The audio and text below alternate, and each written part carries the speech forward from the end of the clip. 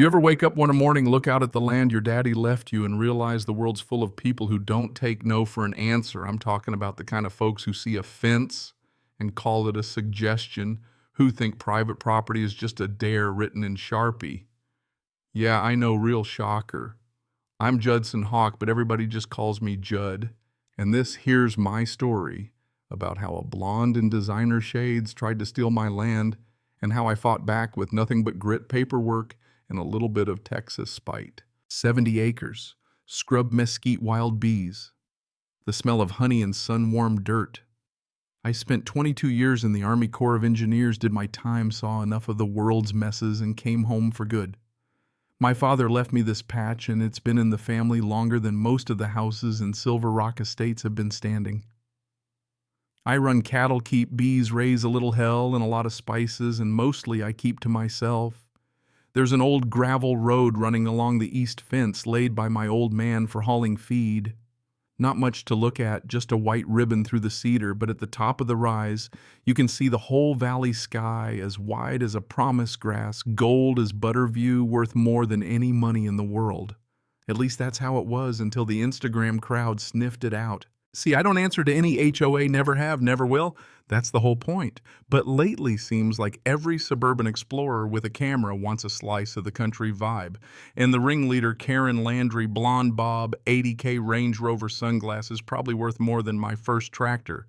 President of the Silver Rock Estates HOA. If you know, you know. First time I caught her out there, she was leaning on her hood phone, raised like she was on safari, smiling at me like I was trespassing on her land. I said, "Ma'am, this is private farm access only." She smiled that bless your heart smile, didn't say a word, just drove off. Next week, same show, new yoga pants. So I put up signs, big ones, yellow, black letters every 50 yards. Private road farm use only, no trespassing. And for good measure, no HOA access. Thought that would do the trick. Turns out it just made it prettier for her pictures. Wouldn't you know it? Next time I come up the hill, she's got a folding table out, champagne flutes, a Silver Rock HOA banner like it's some company retreat, my pasture and Instagram backdrop. I clear my throat. She gives me that sugar-sweet smile, tells me, "We're just enjoying the community view. Isn't it gorgeous?" The way she said community, you'd think she bought the deed. I reminded her again that it's private. She pointed at the sky and said, "If it's not fenced, it's public. Everybody knows that." I said, "Everybody don't include the man who owns the dirt." She sipped her champagne, grinned like I was talking to myself. A week later, envelope on my porch, HOA letterhead, fancy font, all business. Karen, on behalf of Silver Rock Estates, demanded I clear brush along my own road coordinate, viewing access, and approve resident drives up to the hill, written like I'd already agreed, like she was the boss and I was the hired hand. I didn't answer. Out here, silence is a kind of answer. But folks like Karen don't hear no, they hear try harder. By the end of the month, her Range Rover was chewing ruts into my gravel, sometimes with friends, sometimes in a parade. One time, she brought a professional photographer, posed on my hill like it was a wedding venue. I just watched. I'd fought wars over boundaries. This was starting to feel familiar. The final straw. One morning, I'm moving cows. Hear tires on gravel, see her car and another SUV barreling down, raising a dust cloud like a stampede. Later, I find the aftermath frames from my beehives, busted, honeycomb, smashed bees, raging, lost 2 colonies. In the grass, I find a designer earring, a champagne flute with the HOA logo. That was the last straw. Drove into town, filed a formal complaint at the county office. The clerk, bless her, slid me a form and said, "We've had other complaints. Document everything. Pictures, dates, plates." Oh, I had it. Every trespass date, every photo, all logged. Came home to a thick envelope from Silver Rock's attorney. They were threatening a prescriptive easement, said the road had been openly used by the community for over a decade, so now it belonged to them. Yeah, right. My family had been posting private signs since the 80s. Bluff, plain and simple. But bluffing can become real if you let it, so I got busy. Mounted a trail camera in an oak tree by the entrance, motion sensor, infrared the works. Then built myself a removable steel spike trap. Legal, permitted, not hidden. Bright red padlock warning signs on both ends. Private farm access road spikes when locked. The county workers even stopped to check my permit. Good one, said about time somebody said no. I imagined Karen's face when she saw it, her little smirk slipping just a bit. That night I watched the dusk waiting. Nothing but quiet. But I knew she'd be back. For folks like her, a warning sign is just a challenge. 3 days later, trail cam pings my phone. There's a Range Rover rolling past the no HOA sign like it's just a nice suggestion. I waited, gave her every chance, then locked the spikes. When I got there, all 4 tires were flat. Looked like her SUV had lost a fight with a porcupine. She was pacing, shrieking into her phone about vehicular homicide. Her little white Pomeranian yapping from the passenger seat like it was the one really suffering. I just stood there calm as a pond in November. This is private, I told her.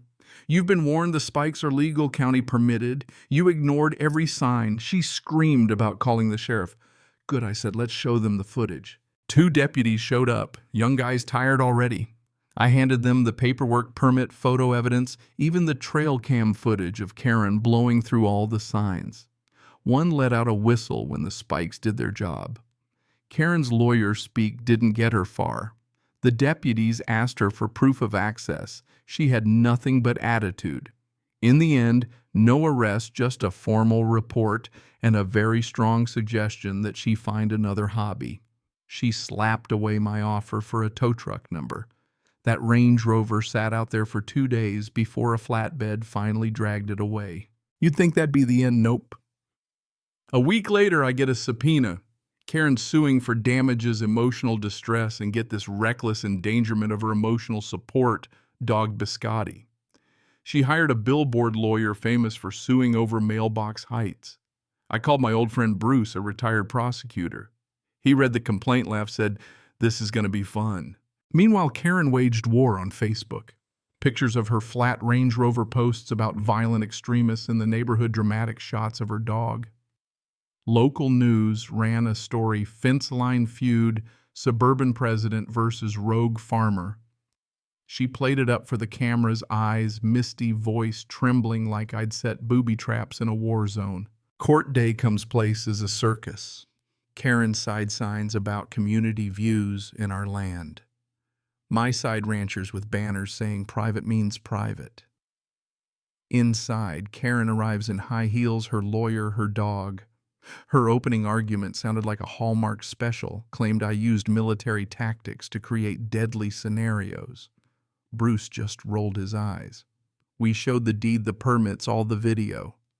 Then Bruce dropped the kicker, printed Facebook post where Karen bragged about her view campaign, her emails to a developer plotting to rezone my land, even a zoning commission proposal listing my property as an unclaimed easement. The judge's face could have cracked concrete. Turns out Karen had tried this trick on 2 other neighbors, lost both times, but figured 3rd time's a charm. The judge called her out: fraudulent filings, misrepresentation, everything. Final ruling: Karen's claims dismissed, ordered to pay me nearly $28,000 in damages, legal fees, and for smashing my hives. The HOA got a stern warning: try it again, and the county's coming for you. Karen left the courthouse looking like she'd sucked a lemon.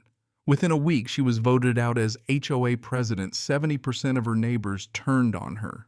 The luxury developer dropped their offer and ran for the hills. The HOA sent me a letter full of empty apologies and promises to respect boundaries. I framed it next to the photo of my busted beehive. Week later, I hiked up the gravel at sunrise, just me, coffee, and the cows. Bolted up a new sign: private farm access only. No HOA, no views, no mercy. Below it, a display box with a hunk of her shredded tire, a brass plaque: property of Silver Rock, HOA recovered with permission. Folks stopped to take pictures now. Even a civics class came by, asked about property rights. Told them ask anything, just not across the fence. Got a good laugh from that. Now I sit on the porch, cold beer in hand, watch the sun set over the valley Karen tried to claim. The spikes are still there, but the road's quiet. Justice in the end wasn't about the spikes or the signs. It was about standing my ground and proving that private means private, even if you've got an army of wine moms and a lawyer on a billboard. So tell me, what would you have done if someone tried to sell the view off your porch? Drop your thoughts in the comments, and don't forget to subscribe if you believe in real justice, Texas style.